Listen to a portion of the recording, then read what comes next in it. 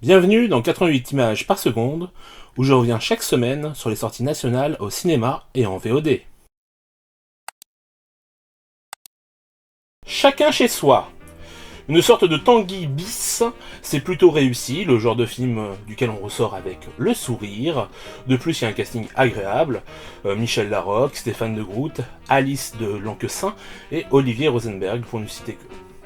Puis il y a des morceaux de Gaëtan Roussel, alors que demande le peuple? 7 sur 10. Mission Paradis.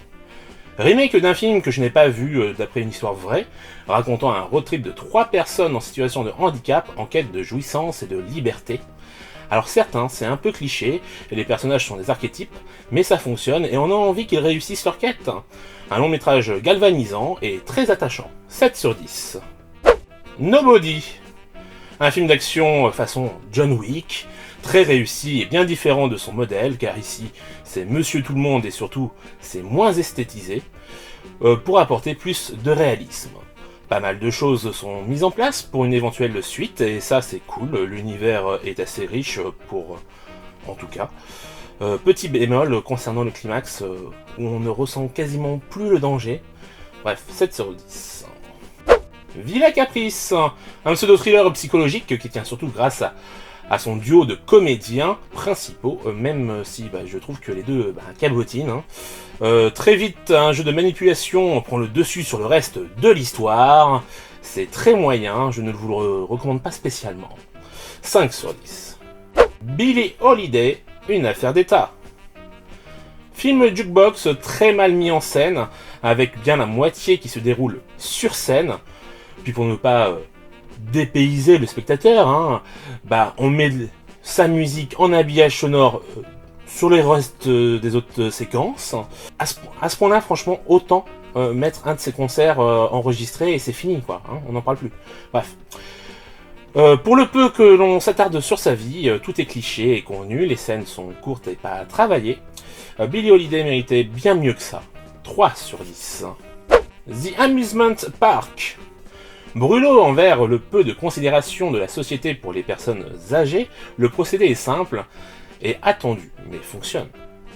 Certes, ce n'est pas d'une grande originalité, mais le message passe bien. Après, niveau réalisation, ça aurait mérité quelques passages un peu plus fous et obscurs, à la manière d'un Terry Gilliam par exemple, et on aurait facilement pu atteindre une durée d'1h30. Bref, à voir tout de même, 6 sur 10. Susanna Handler. Mais quel enfer ce film!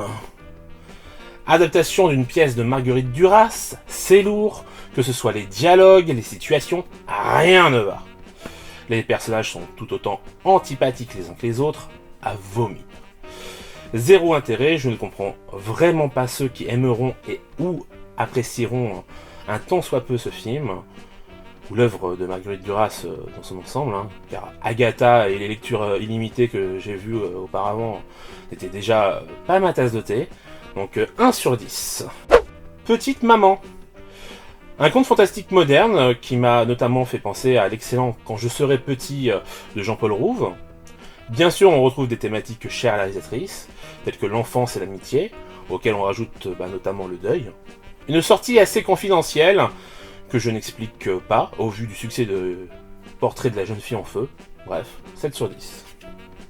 Des hommes. Des personnages plus antipathiques les uns que les autres, une représentation assez simpliste de la guerre d'Algérie, en oubliant de montrer qu'il n'y avait pas que le peuple algérien qui souffrait, pieds noirs et harkis. Puis il y a mensonge sur ce que l'on nous promet de voir, à savoir Depardieu, Fro et Daroussin. Finalement, ils n'apparaissent que très peu dans le film, donc 3 sur 10. Playlist.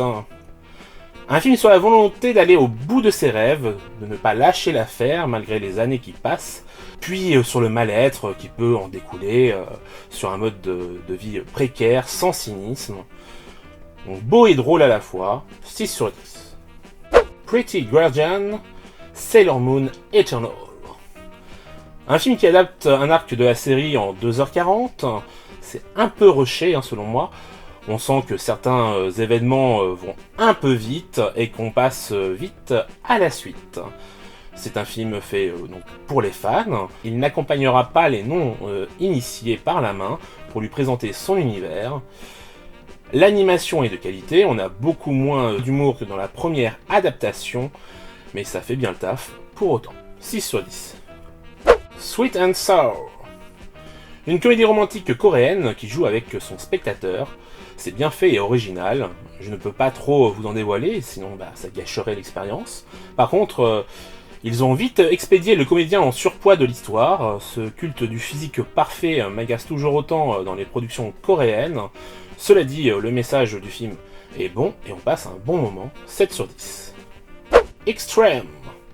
Revenge movie dans la mafia espagnole, ça reprend tous les codes du genre et les combats sont assez bien chorégraphiés. C'est pas du grand cinéma, mais on passe un très bon moment et ça défouraille. Que demander de plus? 7 sur 10. Raya et le dernier dragon. Le nouveau Disney nous propose de voyager en Chine. Au royaume imaginaire de Kumandra. C'est un film d'aventure très joli, avec quelques belles musiques sur la fin. Mais l'histoire est cousue de fil blanc, aucune surprise, sa morale est faite confiance aux autres, et il n'y a pas d'évolution de personnage puisque Raya croit aux autres au début, puis, comme on l'a trahi, il n'y croit plus, et attention spoiler, à la fin, elle y croit à nouveau. Incroyable. Bref, ça cible clairement les enfants, même s'il n'y a pas de chansons, ce que je regrette d'ailleurs. Puis il n'y a pas grand chose pour les grands, et ça c'est bien dommage. Donc 6 sur 10. Every Breath You Take.